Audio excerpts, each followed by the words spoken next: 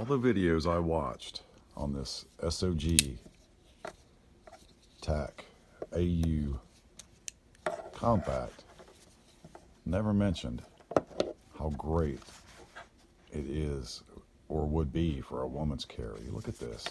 It's so thin and lightweight, and the recoil is so light.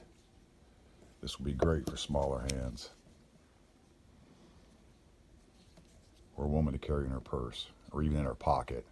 Oh, and that little hole right there is to oil the pivot bolt. Nobody's mentioned that, but this would be a great EDC for a female. 100%. None of them mentioned that.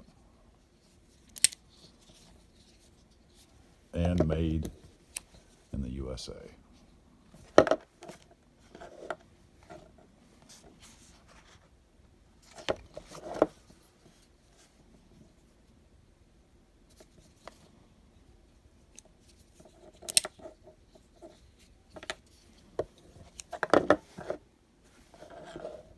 Very nice.